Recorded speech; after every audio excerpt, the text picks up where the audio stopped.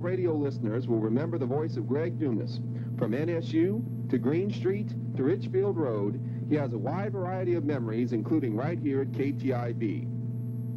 Greg Dumas, how's everything today? Fine, William. Good to be back at KTIB. Good old history-making studio right here. I tell you, you just sit here and just reflect back on so many memories, and it's sitting in the studio. Very much so. Well, let's start from the beginning. Are you from our area originally? New Orleans is my hometown, but I claim Thibodeau now. I've been here so long that it's like a home to me now. Well, growing up, was getting into broadcasting an interest of yours? It was from the time I was about 4 years old or so. I used to sit at the Stromberg Carlson Hi-Fi that my parents had, and I'd put on, let's see, what was the theme from Bonanza, and I'd do out announcing like they did on WNOE and WTIX at the time. It's 3 minutes before the hour, and coming next is the news on WTIX or WNOE, and that's how they'd go in the news every time. So, yeah, I used to be really a fanatic about radio. Okay, so I take it you went into college. Did you go to college locally? I went to Nicholls State University, sure did. Went in 68, well, let's say about 67, then old Uncle Sam got a hold of me, so we had to go take care of the Vietnam thing and then come back in 70. Now, talking with our GM, Linda, earlier, she had mentioned that you were pretty instrumental in getting KNSU started. Another gentleman by the name of Paul Cook and I, we put a little radio station in the closet, a broom closet at Nicholls State University, and called it KNSU, I think at the time, I believe, which it is today, but I'll tell you that story in a minute. But Paul and I put a wire from Pelche, a broom closet in Pelche Hall, over to the to what is now the cafeteria, which was the student union at the time, and we broadcast straight to there with one turntable, and we'd talk while we switched the 45s out.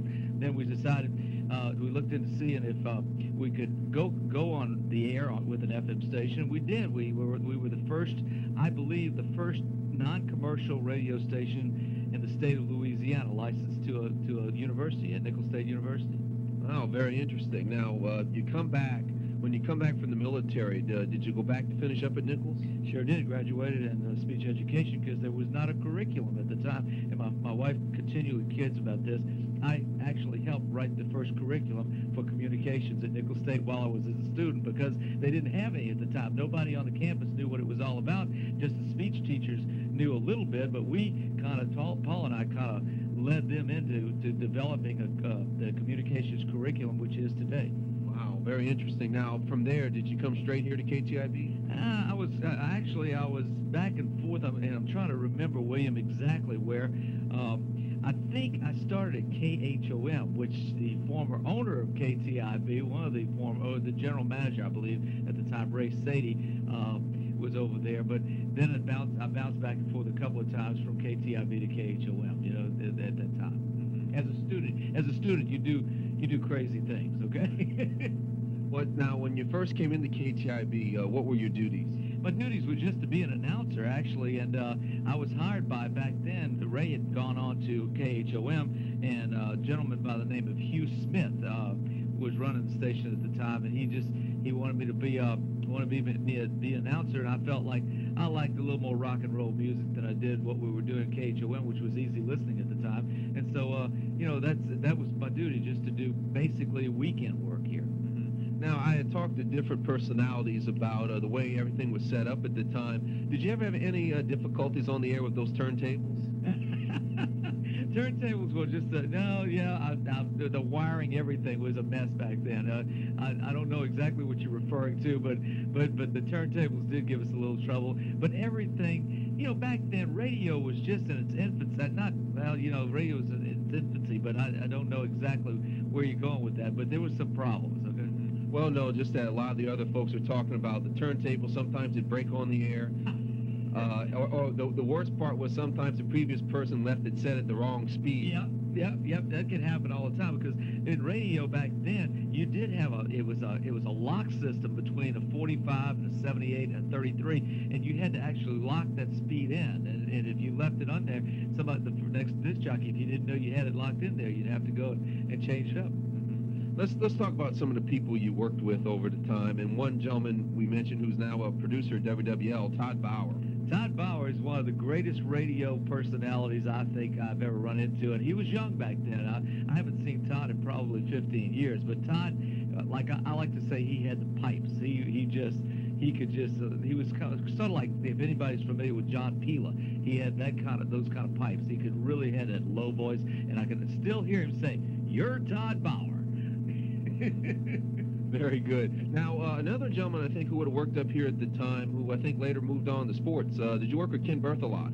Kenny, no, I worked with him. Yeah, I worked with him at KHOM several times, but not while I was at KTIB. Over at the other station at the competition across the hall. All right. How about John Rayner? John Rayner was another great broadcaster. I did work with him. I believe he started KTIB when he was in high school and went on. And John was a heck of a broadcaster. Always fun-loving. You could pull a joke on him, and he wouldn't get mad at you. And I don't know where John is either today. Do you?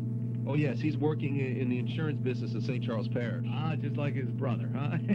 Very much so. Though he admits his brother's a better salesman than he is.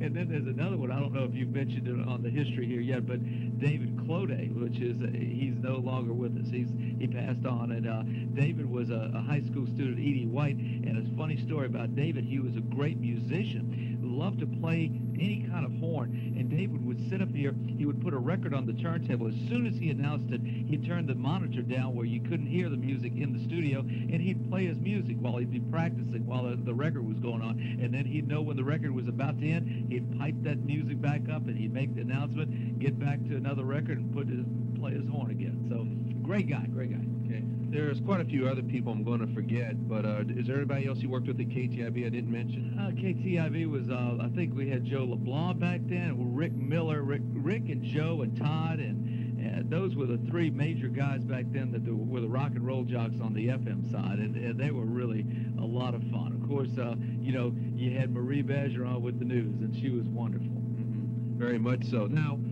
of course, at the time, KTIB was a daytime-only station, sunrise to sunset, and the FM would run, I guess, through about midnight? Yes, midnight. Now, most stations back then, FM stations, did not go on 24 hours a day, even though they could.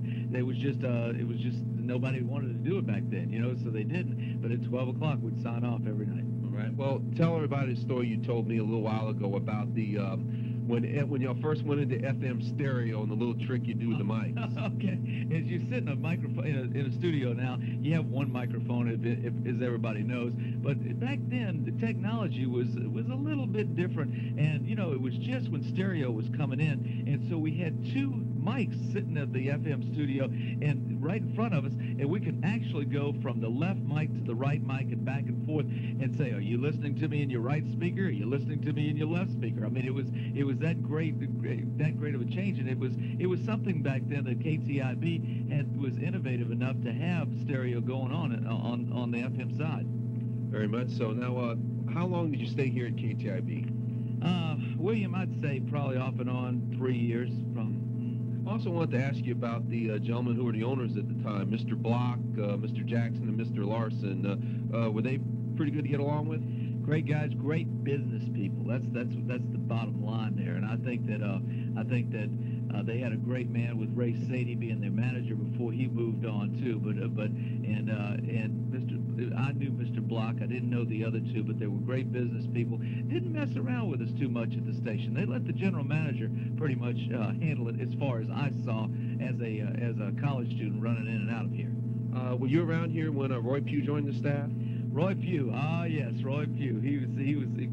I mean, everything. The guy could do anything, from news to sports to cleaning the bathrooms. He was there all the time. And Roy was a special figure here in the city of Thibodaux and Houma.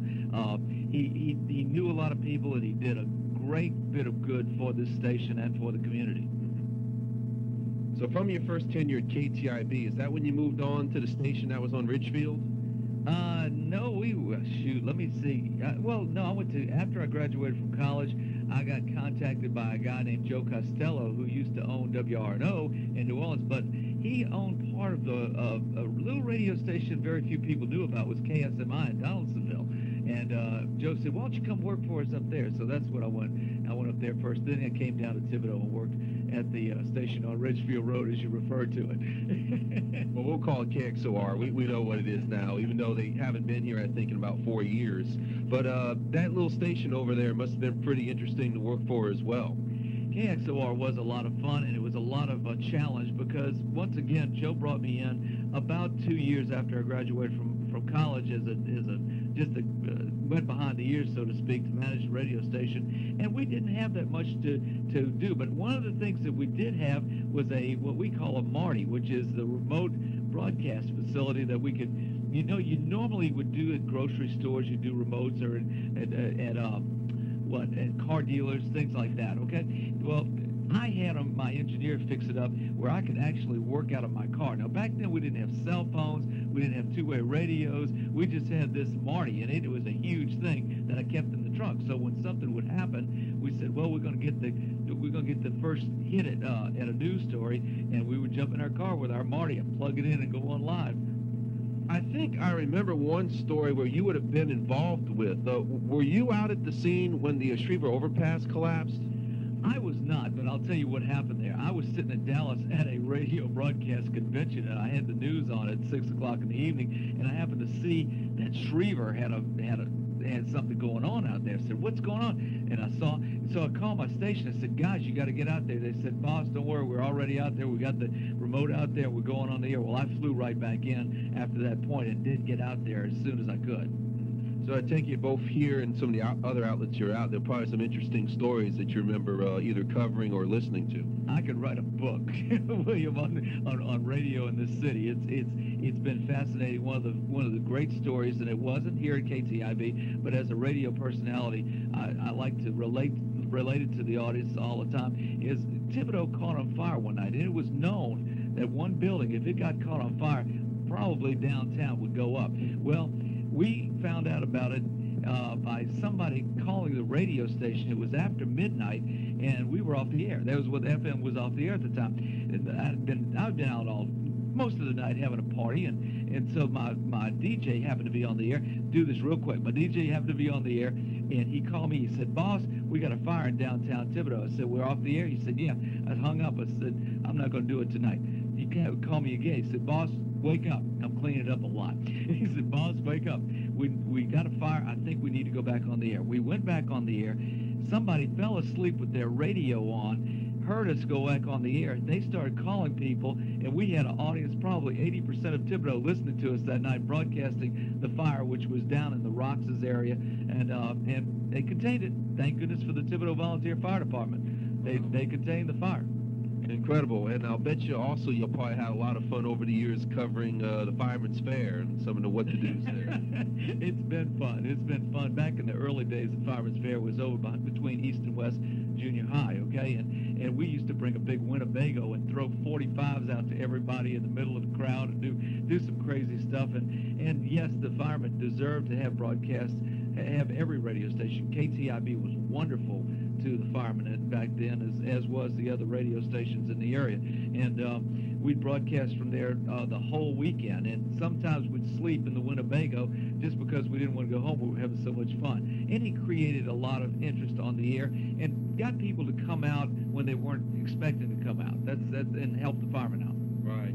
Well, you've had a pretty extensive career, and I believe I understand right now you, of course, have another show here, which airs on KTIB on Saturday mornings, correct?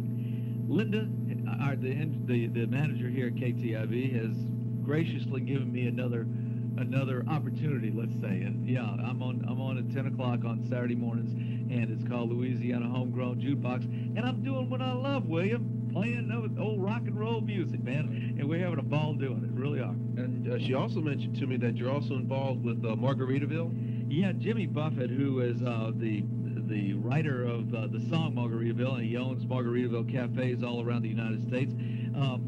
I worked for him for a while, and I came up with the concept. I used to go to the bar and have a cheeseburger in paradise every once in a while. I said, why don't you he has his own radio station on the web. It's called Radio Margaritaville. So I asked the manager at Margaritaville Cafe one day, I said, why don't you run a microphone down here and let's visit with some guests for 30 or 40 minutes on Friday afternoons, call it Happy Hour Live at Margaritaville. And it took a little while for us to get it through the chain of command and everything, but we finally got it on the air, and we're broadcasting from there every Friday, and it goes to Florida, and from Florida it goes out all over the world. And we get emails from London, from Baghdad, from Japan. We've got them from all over the United States, and it's a 1 hour show, but we have a great time having a party every Friday.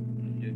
So I take it from your days here in Thibodeau through what you do now, have you always radio's been your main source of income, for lack of a better word? Yeah, but about 15 years ago, I had an unfortunate incident. My father passed away, and we had a family business in Harahan, which is right outside New Orleans, and I had to quit radio and go back into the family business, and I just about a month ago sold, let's say a month ago sold it, but again, we had some problems with it, but we sold it again, and I'm trying to get back into, doing what I love doing, and I do a little DJ work on the side, too.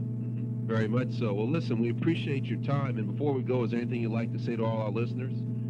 Thanks for the wonderful years. I'll tell you, it's been great, and it's just heartwarming that the people that take over the radio station, and it's been changed a number of times now. I know the owners, but thanks to them for keeping it local, and I think that's the people that are listening to this.